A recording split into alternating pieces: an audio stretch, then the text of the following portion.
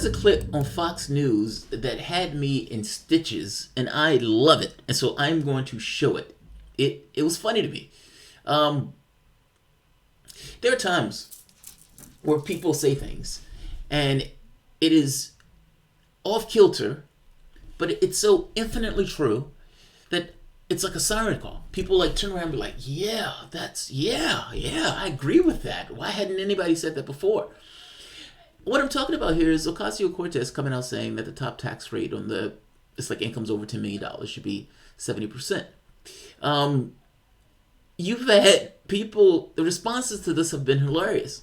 Now, for the most part, you have a media system full of millionaires that are paid by billionaires to tell the population that millionaires and billionaires are fucking awesome. And in this particular system, you had a certain elite that looked at this and was like, whoa, you're going too far here. But the public nodded. The public was like, yeah, I want some more of that stuff. What she's selling, I want some more of that. The majority of the population in spades agreed. I think it was like 70% of the population said, yes, this makes sense to us. Why isn't it this way now? Now, that said, though, Fox News on this has been utterly hilarious. Here's the thing. Well, let's take a look at the clip first. Let me take a look at the clip, and then we can talk about the clip. But they're stunned by this. Like, they're flabbergasted that people agree with this, even by their own poll. And that makes it even that much better. It's their own audience. Their own audience is like, yeah, because even a majority of Republicans agree. Pushing that nonsense of Republicans are evidence. We pulled up this link. There is what seems to be a movement against capitalism in this country. This is a piece in Politico just published, Soak the Rich. Americans say, go for it. In this piece, it talks about how recent polling is showing that the American public is increasingly on board with raising taxes on the rich. As evidence, we pulled up this latest Fox News poll on the issue, whether Americans support raising taxes on the wealthy, on incomes over $10 million. Those that are in favor of that, 70%, Charles. Over $1 million in income, 65% are in favor of raising taxes. The idea of fairness has been promoted in our schools for a long time. And we're starting to see kids who grew up in this notion that fairness above all. And now they're becoming voting age, and they're bringing this ideology with them. Did you hear what he just argued? I love this. Now, when I do my radio spots, like when I'm on Fault Lines, I'm going to be on Fault Lines tomorrow. When I do the radio spots, they ask you a question, and sometimes you don't necessarily always know where they're going to come, meaning the angle they're going to come from. And you have to do this on the fly. Like it has to come out of you. And sometimes the things that come out of you are so odd and so weird. And usually, hopefully, you're on point because you might have, had certain ideas that you were within the flow of the conversation.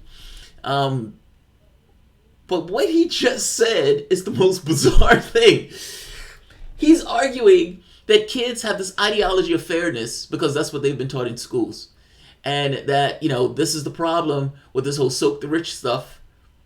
What are you saying, that the way our system is organized now is unfair? And that these people who are growing up with an ideology of fairness that they've learned in our school systems try to look at society and say, how can we make this society more fair? Is that your argument? I'll take that argument as long as we both agree that the way the society is structured right now is unfair.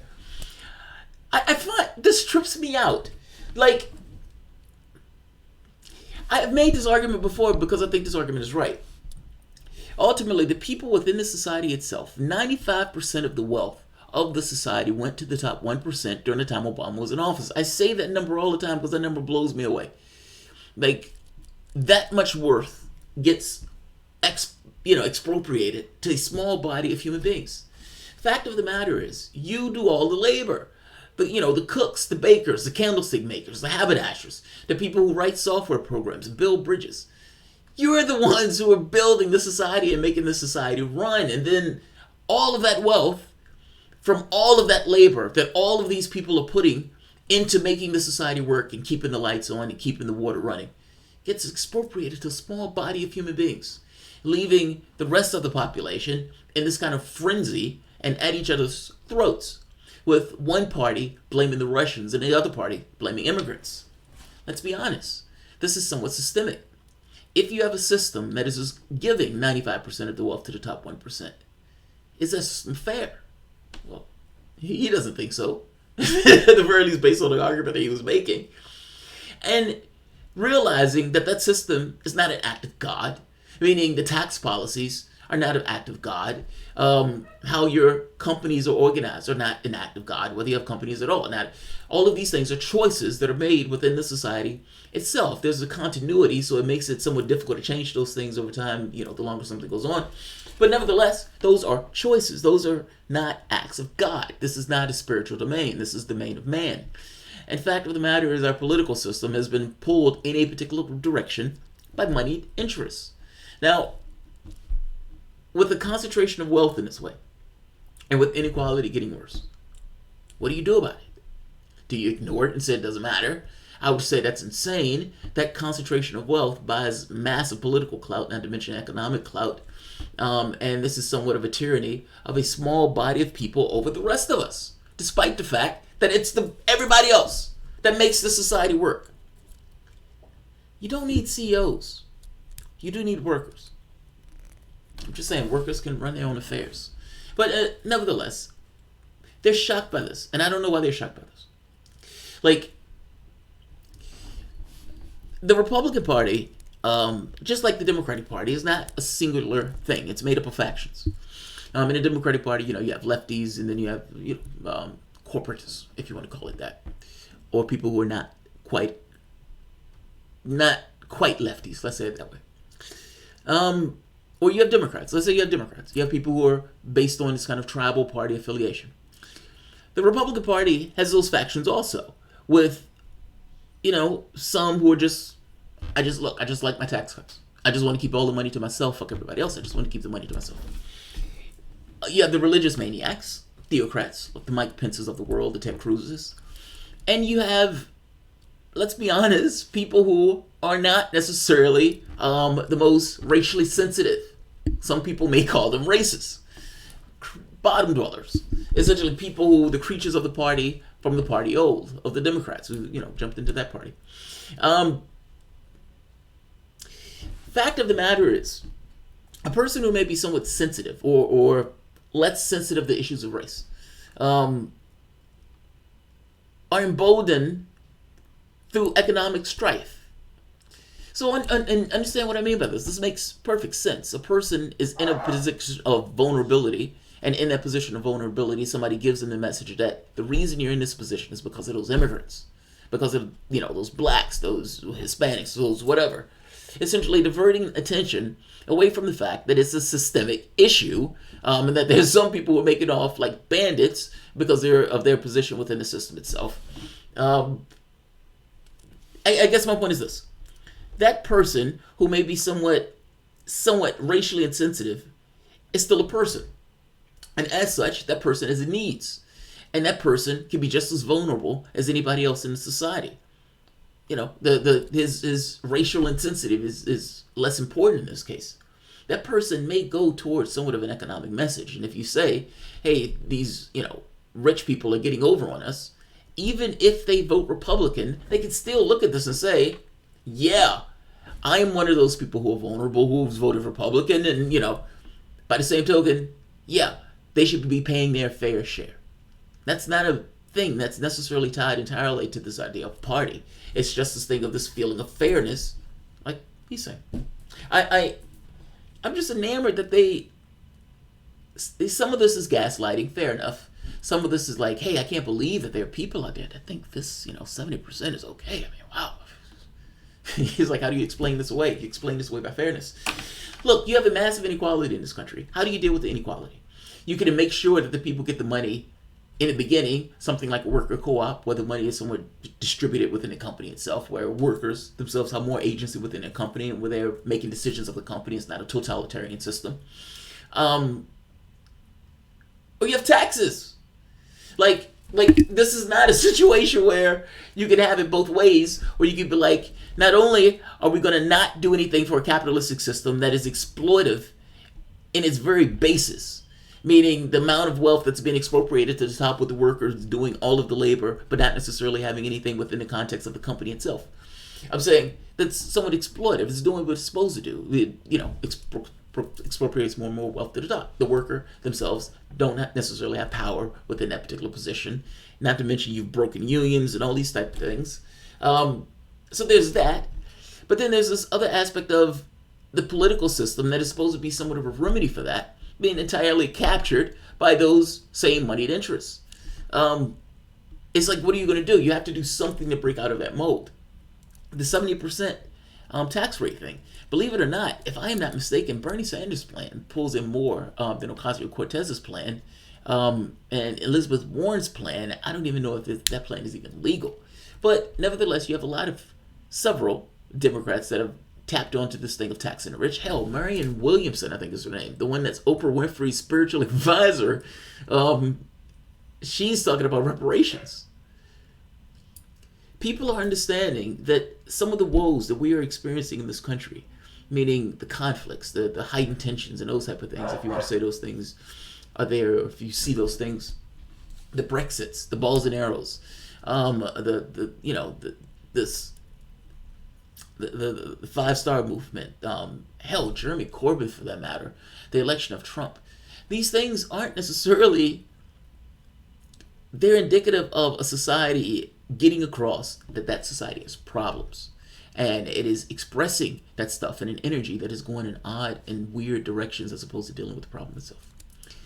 Yes, your audience is going to enjoy tax the rich because your audience, even though they may take on certain conservative ideologies based on, let's say, a particular faction of the party, they may not necessarily be part of that corporate faction and may not necessarily be on board with what takes place in corporate sense or financial sense. All right, let's see who's here. I don't know if anybody's here.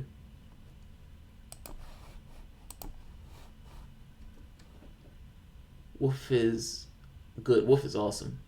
I like Wolf. The only advantage I see in any of the socialism talk, and it is nothing but hot air, is that it might panic plutocrats enough to back off of it. Well, Schultz is in this race for a reason, Bob. I mean, I don't think, Schultz is in this race in order to put the fear of God in Democrats. Like, at the end of the day, nothing that takes place is going to adversely affect Schultz. He's a billionaire. He may have certain political ideologies within the world itself, meaning of being a typical Democrat. But Donald Trump being in office doesn't hurt him materially. That said, it does hurt the Democratic Party if they want to win that election, if he's going to be siphoning away votes from whoever they're running in that race. So his platform, for the most part, is I'm a billionaire, and billionaire is the new N word, and the rich are great, and we need to fight for the rich. So I do think there's a certain degree of panic in this. I mean, one of the major political parties is trending from standpoint of having the main people in the parties being considered socialists. Now, that is a big deal. Like, how many other senators do you know, or House of Representative members do you know that came in with the freshman class? Ocasio-Cortez, there may be a few others. Ilian, I know the Muslim woman, but not many. She is taking up a lot of room, and the woman is a socialist. Same thing with Sanders. Sanders is expected to run in the Democratic primary, and if he runs in that primary, again, you have a socialist who's somewhat of a front runner in the race. They're talking about shifting the priorities of the party, a meter or an inch or a tick or two to the left. That freaked them out. Creative experiments. Jamarl, Richard Wolff goes into detail on how not to get caught up in the fights against the banks because most likely they're just internal class fights. Way deeper insight. No, I agree with you, but look, I know some people make the argument, especially from the standpoint of people call themselves socialists, that the class conflicts and everything else, for the most part, these things are class conflicts. And I agree with that, but those class conflicts have spurred certain new realities. You can call it thought forms. You can call it certain programming. It has spurred something else where people have identities. And those identities become part of the political debate.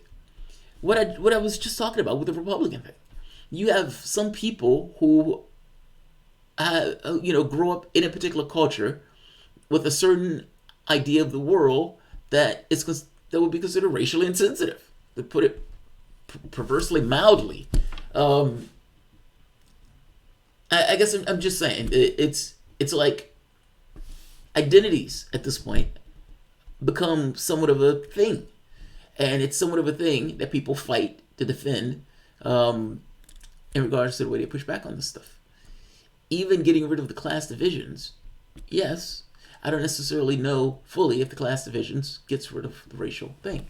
I do think it takes it takes down a certain animus. I do think that's true, like a certain degree of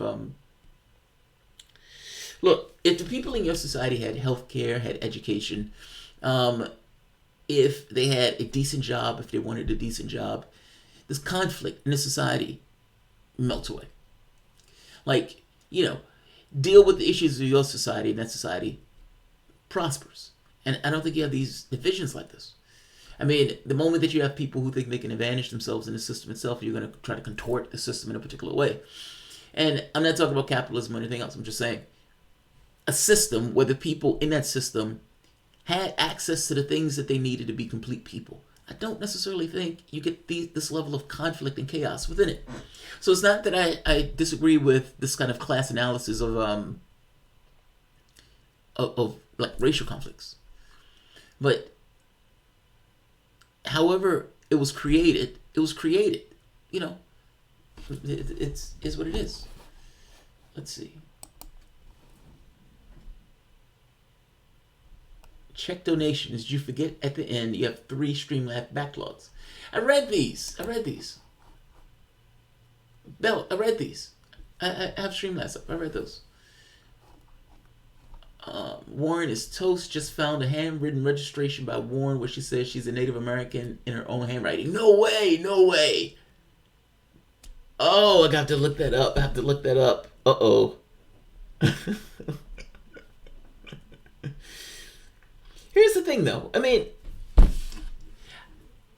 I could be wrong, but I could have swore that the problem with what Elizabeth Warren did, it was that she took the blood test. And by taking the blood test gives this indication that this is purely an issue of blood. Meaning a cultural thing. It's purely, to some degree, an issue of blood. And so, it's how people take it, I guess. But it's very possible that she could have considered herself a Native American. All right, I'm going to end this. This one has gone 18 minutes. I will be back shortly. Like I said, I have a queue of these that I wanted to do for today, and I want to look up the Elizabeth Warren thing because, for whatever reason, that is absolutely hilarious to me. If Elizabeth Warren is the candidate, she's going to get called Pocahontas that entire campaign. It's going to be brutally racist. All right, I'll end this here. If you guys enjoy the content, please feel free to share, like, subscribe. And you can always support through PayPal or Patreon. Thanks all.